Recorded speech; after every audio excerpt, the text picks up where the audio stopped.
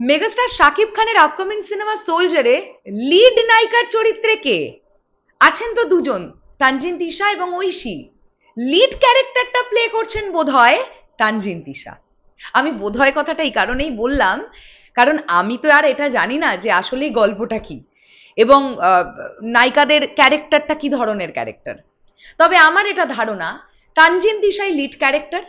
আর আরো একজন নায়িকার কথা যে শুনছি, ঐশী, তিনিও থাকবে, তার পোর্শনও থাকবে, কিন্তু তানজিন তিশার মতো হয়তো বা থাকবে না। এবার কথাটা হচ্ছে এখান থেকে আমরা দুটো বিষয় নিয়ে আলোচনা করব।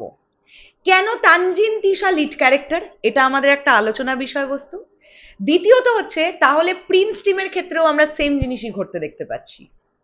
হ্যালো আমার সাকিবিয়ান ভাইরা বোনেরা, চলে এলাম আরো একটা নতুন ভিডিও নিয়ে। আশা করছি তোমরা সকলে দারুণ আছো। বন্ধুরা, আমি একটা বিষয় বলে দিই, সামনে আমার বাড়িতে পুজো, আগামীকাল শ্যামা পূজা বা দিওয়ালি যেটাই বলো। তো আমাদের বাড়িতে পুজো বলে আমি খুব ব্যস্ত থাকবো। আমি জানি না আমি কটা ভিডিও দিতে পারবো, বাট যে কটাই ভিডিও যাচ্ছে একটু ভালোবেসে দেখো।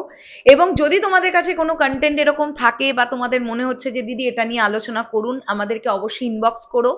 আমরা ডেফিনেটলি চেষ্টা করব ভিডিও তৈরি করার। বাট তোমরা একটুখানি এই দুটো তিনটে দিন একটু থেকো, মানে একটু ভিডিওর পরিমাণ হয়তো কম এলেও আসতে পারে, বাট আমি চেষ্টা করব। যে বিষয়টা নিয়ে কথা বলছিলাম, ওয়াই তাসনিয়া ফারিন লিড নায়িকা যদি হন, এটা তো মানতে হবে ঐশীর থেকে তাসনিয়া ফারিন বলছি, I am very sorry, Tanjin Tisha Soldier সিনেমায় কেন তানজিন তিশা মেন লিড হওয়ার সম্ভাবনা প্রবল। কারণ ঐশী থেকে তানজিন তিশার বেশি, তোমার কি বলে বলো, দর্শকের চাহিদা বেশি, পপুলারিটি বেশি। তানজিন তিশা প্রচুর নাটকে কাজ করেছেন, প্রচুর। এবং তানজিন তিশাকে বাংলাদেশের কোনায় কোনায় লোকগুলো চেনে, কারণ আমি এটা কোথাও গিয়ে মনে করি বাংলাদেশের নাটক ইন্ডাস্ট্রি ভীষণ রিচ। এবং বাংলাদেশের নাটক ইন্ডাস্ট্রি এতটাই রিচ, আমার বাড়িতে আমার শ্বশুরমশাই আমার শাশুড়ি মা পর্যন্ত বাংলাদেশের নাটক দেখেন। সেখান থেকে তানজিন তিশা প্রচুর নাটকে কাজ করেছেন। সব সময়ের জন্যই একজন ডিরেক্টর চাইবেন দর্শক যে মুখকে পছন্দ করে বা দর্শকের আলোচনার মধ্যে যে মুখ আছে সেই মুখকে নায়িকা হিসেবে প্রেজেন্ট করতে। সেক্ষেত্রে তানজিন তিশা মেন লিড নায়িকা হওয়ার সম্ভাবনা প্রবল। আমার কোথাও গিয়ে মনে হয় ঐশীর ক্যারেক্টারটা হবে খুব ইম্পর্টেন্ট ক্যারেক্টার, কিন্তু সেটা কিন্তু ঠিক নায়িকা নয়, ঠিক নায়িকা নয় অ্যাকচুয়ালিতে। ঠিক আছে, এবার দেখা যাক। দেখো, সবটাই মনে হওয়া থেকে বলছি, আমার এটা কোথাও গিয়ে মনে হয়। এইবারে এখান থেকেই আমরা ঢুকতে চাই যে তাহলে প্রিন্স সিনেমাতেও সেম জিনিসটাই হবে। প্রিন্স সিনেমায় আমরা কি কি জানতে পারছি? এক হচ্ছে তাসনিয়া ফারিন, আরেকটা হচ্ছে ইধিকা পল, আর একজন হচ্ছে রুক্মিণী মৈত্র। যদি রুক্মিণী মৈত্র হয় তাহলে মেন লিড পাবে রুক্মিণী মৈত্র। এবার এখানেও কথা আছে, বাংলাদেশে তো তাসনিয়া ফারিনের ক্রেজ বেশি, তাহলে হোয়াই রুক্মিণী মৈত্র? কারণ রুক্মিণী মৈত্র যদি হন, মেগাস্টার শাকিব খানের বিপরীতে তিনি প্রথমবার আসছেন।